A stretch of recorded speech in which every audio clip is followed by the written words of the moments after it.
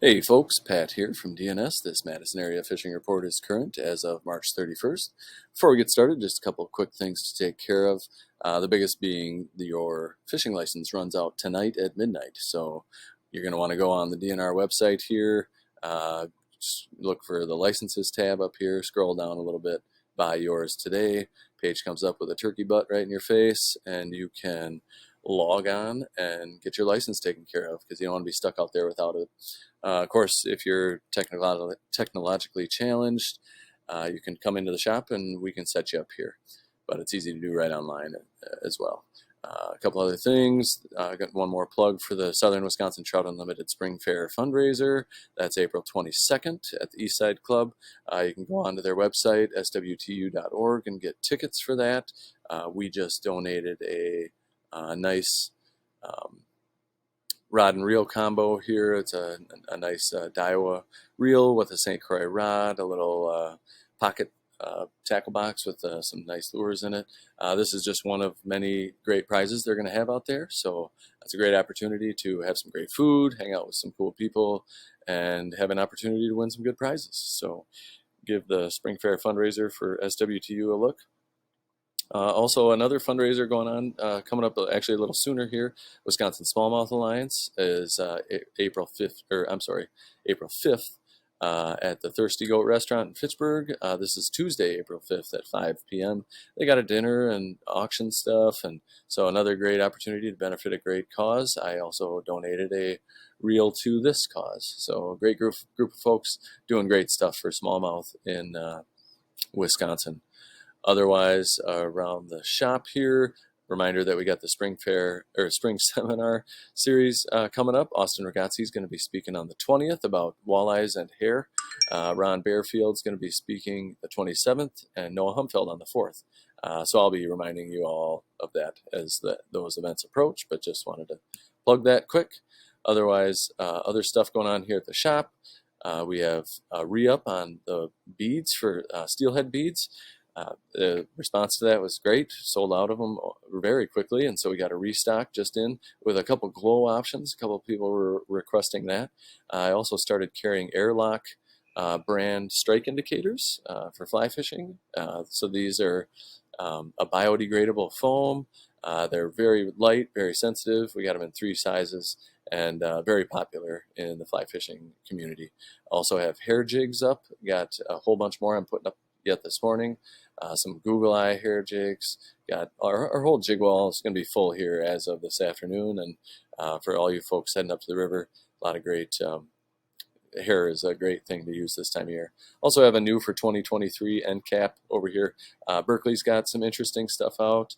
And with these Stunnas and these Money Badgers, the Frit sides. Also, Z-Man has these micro basically Ned worms. They're a lot of people are asking about them. They're meant for panfish, but I bet they'd be great for bass too. These Z-Man Hellraisers are probably the strangest fishing lure I've seen in many years, but also very intriguing. Berkeley Slobber Knockers, these power bait shad. I can't remember what they're called, but they're to be trailed behind something like this slobber knocker, or like a what do you call it, chatterbait. So yeah, anyway, got a little end cap up here with a bunch of stuff on. Sorry, just had a couple folks come in the shop here quick. But anyway, we're also walleye flies, got restocked on walleye flies. Great lure choice this time of year. Folks love these. They've been flying out the door, so stop in and pick these up. Also, just wanted to mention and thank Troy Spildy, who stopped by, and I guess he had these beautiful mounts down in his basement, and he said nobody gets to see them down here, so he thought, hey, I'll bring them to the bait shop. We can put them up there. And I just want to put this out there. This is a beautiful paint job on this bluegill. Just wanted to put this out there. Beautiful walleye caught on Dunn's Bar years ago. Beautiful, beautiful mounts. But just want to put this out there. If anybody else has any mounts and stuff that you might want to, you don't need them anymore, don't want them around, you can bring them down to the shop here, put them up. I'm looking for mounts to display around the shop. So anyway, I guess we'll get to the report. We had pretty cool weather week temperature-wise, with the highs barely cracking 40s most days. So winter was kind of hanging on this week, but after a little bit of rain today and into tomorrow, it looks like things warm up pretty nice for next week. So be looking forward to that. Should have fish in a little better mood. Generally, the report's going to be very similar to last week. Of course, game fish season on inland lakes is closed, but there's still plenty of action for panfish, catfish. Early season catch and release bass is an option. Folks fishing area rivers are doing well for walleyes up on the rock or down on the rock and up on the Wisconsin rivers. And of course, early season trout's still going on. So quite a few options to get out there and fish in the area. Otherwise, around the chain, all of the lakes are open except for Mendota, which still has quite a bit of ice on it. But I imagine after this warmer week, we should be good to go for open water and the fish should start being in a little bit better mood. Up here on Cherokee, it's been pretty quiet up there. A few folks getting crappies from shore here in the Cherokee Park neighborhood, but that's really about all I've heard is occasional crappies. Kind of the same deal down on 113 Bridge. Folks getting some walleyes down there in the Bridges area down here, and a few crappies, but it's not as thick as it's going to be here in just a few weeks. Once things, I think, warm up, the crappies should be in there pretty good, along with the walleyes. Otherwise, on Lake Mendota, like I said, mostly ice covered out here. All your little inlets are open water, and I haven't heard much of fish coming out of there. But Mendota County Park, over here by the Hatch Cover, Marshall Park, Spring Harbor, all these spots are going to be open water, and they're shallow. University Bay, I even heard, was mostly open over here, are going to be they're shallow water, going to warm up quick, and we'll start holding panfish anytime now, if not today. Who knows? I haven't heard any specific reports about fish in those areas. Also, the Tenney Park breakwall area around that is open. I know folks have been fishing down there. Haven't heard much in the way of reports out of that area either. Lake Monona, kind of the same deal. Not a lot going on. Water's still pretty cold, but it is ice free, so you can get a boat in and out of there. But I haven't heard much off the main lake. There are crappies and some bluegills biting in Monona Bay and the Triangles. That filamentous algae that was a problem is still a problem, I guess. But folks seem to be getting around it okay by just running a bobber with, your jig just not so far down. The further down you get, the more of that stuff you're going to get on your lure and follow you up. But they are getting some crappies over there. Lake Wingra, I haven't heard anything out of there, but Lake Wingra is open. Nothing out of Weechawuk, formerly known as Squaw Bay. Winnequa Park, I heard the other day that there's a bunch of shiners in there right now. So the bluegills and panfish should be not far behind them. Over here to Lottis Park, getting some fish over in this area, and folks are able to launch boats there to get over to Upper Mud, where the pan fishing, it's a huge shallow. I don't know if you call it a bay or not really a bay, but Upper Mud Lake. It's shallow and got the dredge hole and a lot of good panfish up in there. Lake Wabisa, pretty quiet from what I hear, or I guess I haven't heard anything. It is ice free. The dam over here where Babcock Park might be worth a look, but I haven't heard much coming out of there. Usually the north end of the lake is going to be kind of one of the first areas to turn on, or the shallow south end down here. Fish should start showing up in those areas, so that's where I'd fish if I were on Wabisa. Down on Kegonsa, kind of the same deal. It's ice-free, but pretty quiet as far as fishing reports go. If I was going to fish here, I'd check out the Fish Camp County Park area. Shallow areas up here and some current coming in usually holds fish. Another area that's worth a look is where the dam comes out here on the other side of Kegonsa. Should be some fish starting to stack up there pretty soon. Same thing down to Stoughton. They got the dam down here. Get some fish stacked up there. Indian Ford down on the Rock River has been producing some fish. I've heard about a few walleyes and some decent pike coming out of there. Up on Lake Koshkonong, I understand it's mostly open. I think maybe some of the small bays might still have some ice or something on. But anyway, they are getting some fish up near the Black Hawk Island area, but a lot of small fish from what I hear. Over to Fort Atkinson, getting some walleyes up there, and then up to Jefferson at the dam. A few walleyes coming in there, but for the reports I get from folks have been saying that it's just not quite there yet. Maybe this week with the little warmer temps should have those fish in a much better mood. Up here to Beaver Dam Lake. Actually, I haven't heard anything out of Beaver Dam, so we won't talk about it. Devil's Lake State Park, nothing that I know of. Prairie du Sac Dam, a lot of folks coming through the shop headed up here.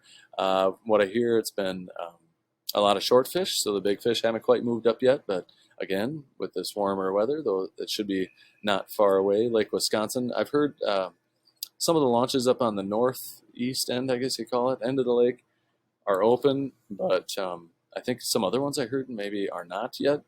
Anyway, I haven't heard much coming out of there anyway. There was some ice still floating around a while back, but from what I hear, it's been pretty quiet. There's nothing that I've heard of coming out of Portage. Wisconsin Dells area has been good for walleyes, good numbers, and a few decent fish coming out of there I see on social media. But everywhere from the dam and downstream has been good. I haven't heard what's going on upstream yet. I imagine they're fishing up there too, so up and down in the Dells area should be good. Castle Rock Lake, I think there's still a little bit of ice out in Castle Rock, but it's of course not fishable, but they are fishing at the dam below Castle Rock and getting some walleyes. Same thing up to Petenwell. Otherwise, up and down the Mississippi River, the perch bite is rocking and rolling over there.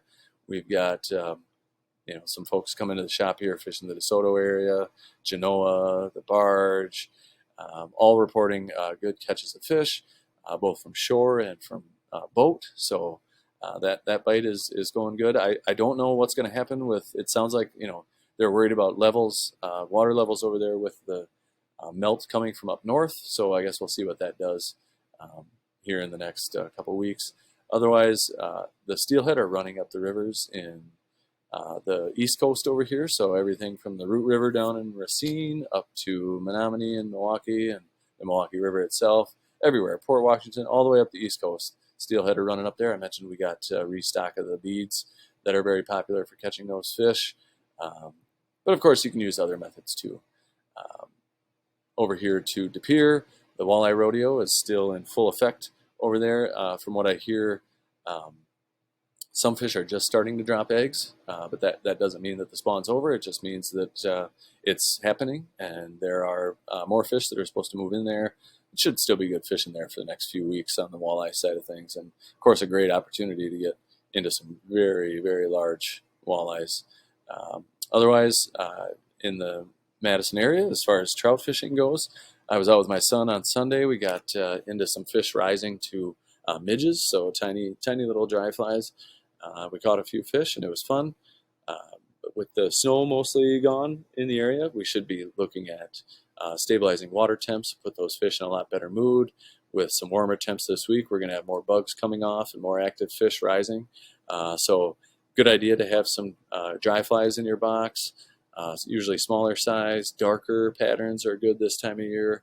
Of course, woolly buggers and nymphs work great when the fish aren't rising, but in the event that the fish are looking up and coming up to bugs, you're going to want to have some dry flies in your box to be ready for that.